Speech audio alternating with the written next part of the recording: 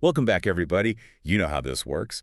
You bring the sources, and we do the deep dive. That's right. Today we're taking a look at Jean Toomer's Cane. It's been on my list for a while, and I have to say, this is unlike anything I've ever read before. That's one way to put it. It's not your typical novel, is it? It's this fascinating blend of poetry, prose, and even a play all mixed together. Definitely not what I was expecting, but it somehow works. Toomer uses all these different forms to create this incredible portrait of Black life in America during the early 20th century. The rural South, the urban North, it's all there. So are you ready to explore these stories with us? Let's dive in. Okay, so right from the start with Fern, we're transported to rural Georgia.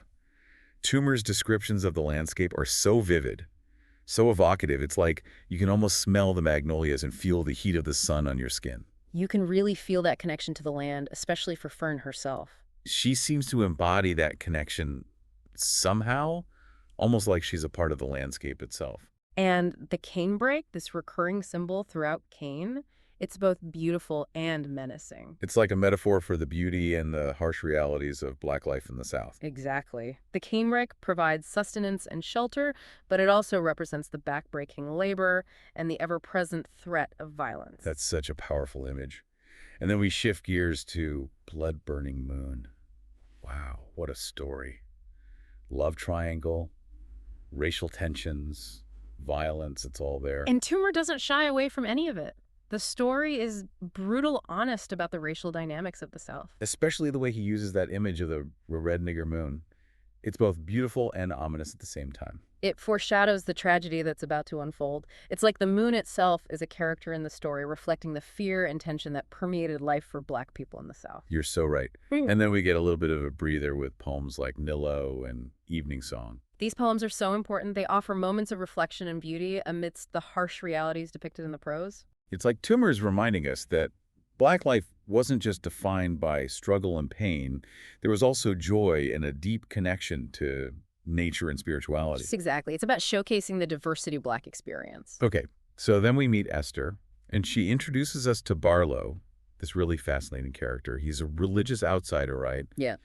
Doesn't quite fit in. That's one way to put it. He challenges societal norms, has these visions of his African heritage. It's all very mystical. It's like he's searching for something more, a deeper connection to his roots. And that search for identity, that connection to African heritage, that's a major theme throughout Cane, and it's particularly relevant when you consider the broader context of the Harlem Renaissance. Right. It was a time of great cultural and intellectual awakening for Black Americans. Exactly. Black artists and intellectuals were looking to Africa for inspiration and a sense of connection with their heritage. So Barlow's story isn't just a personal journey. It reflects this larger movement that was happening.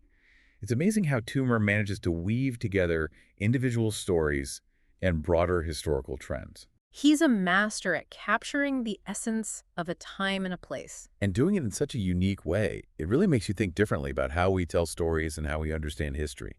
Agreed. Toomer's experimental style is what makes Cane such a groundbreaking and enduring work. So we've seen the beauty and the harshness of the rural South, but now let's head north to the bustling cities of the early 20th century. I'm really intrigued by how Toomer shifts gears in this next section of Cane. Yeah, this urban landscape, it's a whole different world, isn't it? Totally different vibes. We start with Avie, and what struck me about this story was this sense of missed connection. Yeah, there's this underlying loneliness, a yearning for connection that permeates the urban setting. Even amidst all the hustle and bustle, it's like the city itself creates barriers between people. Right. Even when those people share a common background, like in Avie, where the narrator and Avie grew up together, but now they're like ships passing in the night. And that sense of isolation, it's not just limited to the prose either. It pops up in Toomer's poems about city life too, like Beehive and Storm Ending. Those poems are fascinating. Toomer uses these incredible natural images like beehives and storms to depict the chaos and energy of the city. It's like nature is still present even in this urban jungle, but it's a different kind of nature, more chaotic, more unpredictable. It makes you think about how environment shapes our experiences, right? For sure.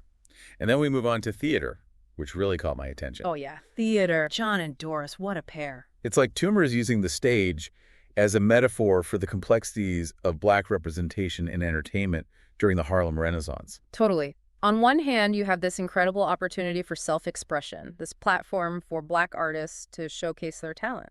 But then there's this other side, this darker side. Yeah, the exploitation, the pressure to conform to certain roles, the limitations placed on Black creativity.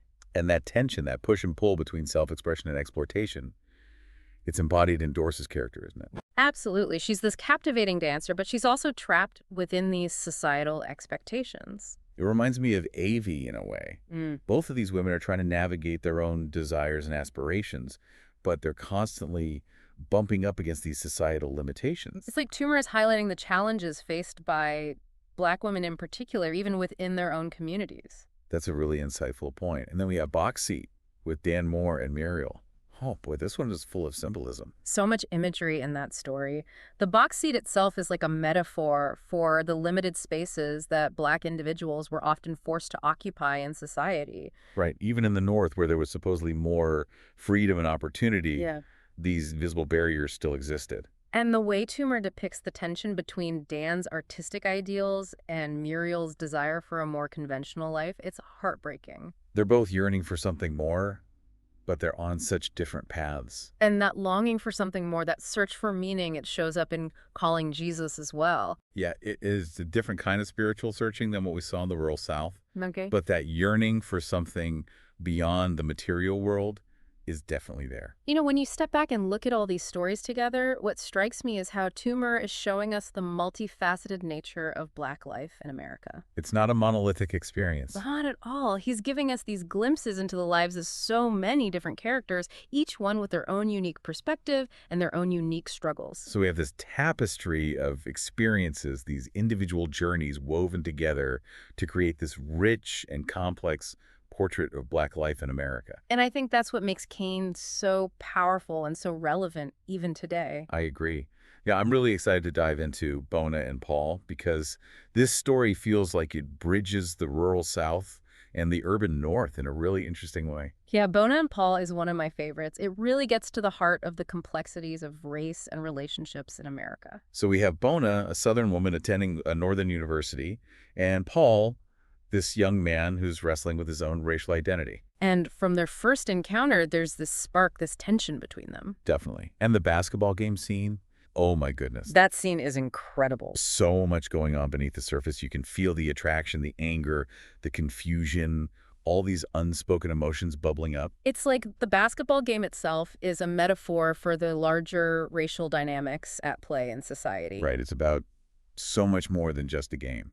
It's about these two people trying to figure out where they fit in a world that's constantly telling them they don't belong together. And then there's that poignant scene with the Black doorman at the Crimson Gardens, where Paul has this sudden realization about the interconnectedness of Black and white experiences. That scene gives me chills every time I read it. It's like a moment of epiphany, isn't it? Totally. Paul realizes that true understanding requires us to step outside of our own limited perspectives. And to embrace the complexities of other people's experiences. Exactly. Bona and Paul, it's a story about bridging divides, confronting prejudices, and recognizing our shared humanity. It's a message that's just as relevant today as it was back then.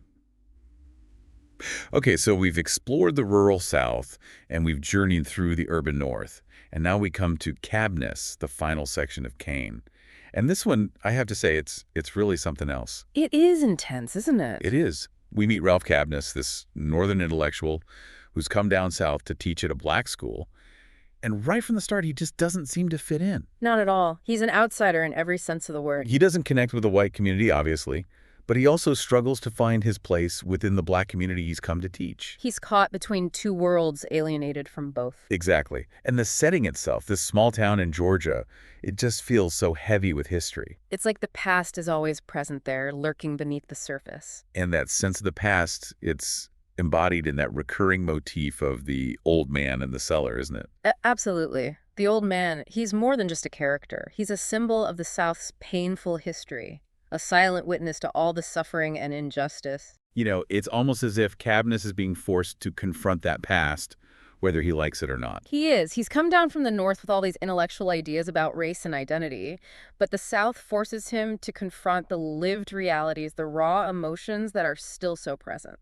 And then we have Lewis, this mysterious and insightful character who serves as a kind of guide for Cadmus. Lewis is such a fascinating character. He understands the South in a way that Cadmus never could. He challenges Cadmus's perspectives, pushes him to see beyond his own limited understanding of race, and to engage with the complexities of Black Southern life. Right. And then there's that incredibly tense gathering in the cellar with Halsey, Lewis, Cadmus, and the two women, Stella and Cora. Oh man, that scene was electric. So much tension simmering beneath the surface. Yeah. Each character represents a different way of coping with the oppression and limitations they face. You have Halsey, who finds solace in his work, Stella, who seeks escape through entertainment, Cora, who clings to her faith, and then Lewis, who embodies this stoic acceptance of his lot in life. In Cadmus, he's just caught in the middle of it all, wrestling with his own demons. And it all culminates in that incredible scene where Cadmus finally confronts the old man in the cellar. That drunken rant of his is heartbreaking, but it's also incredibly powerful. It's like all his pent-up anger and frustration and self-loathing just come pouring out.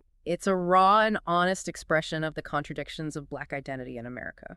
And Toomer, he doesn't offer any easy answers, does he? No, he doesn't. Cadmus ends with so many questions unanswered, so much left unresolved. It's like Toomer saying that the journey towards understanding race and identity, it's a lifelong process. Exactly. There are no easy answers, no simple solutions. So he leaves us with this image of Cadmus, this troubled soul, caught between the weight of the past and the uncertainty of the future. And he challenges us, the readers, to grapple with those same questions ourselves.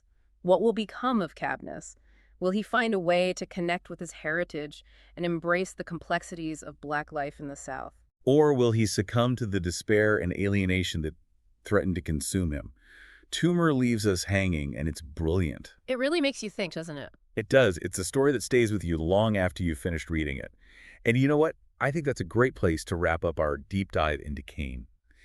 It's a complex and challenging work, but it's also incredibly rewarding. It's a book that demands to be read slowly, carefully, and with an open mind. Toomer's experimental style, it can be jarring at times, but it's also what makes Cain so unique and so powerful. He pushes the boundaries of language and form to create this incredible tapestry of Black life in America. It's a book that's full of contradictions and complexities, and it doesn't offer any easy answers, but that's what makes it so relevant even today. It's a book that challenges us to think critically about race identity and our shared history. And for our listener, we hope this deep dive has sparked a desire to delve deeper into Toomer's work and to continue exploring these themes in your own life. Thanks for joining us. We'll be back next time with a new set of sources and a fresh perspective. Until then, keep exploring, keep learning, and keep asking those tough questions.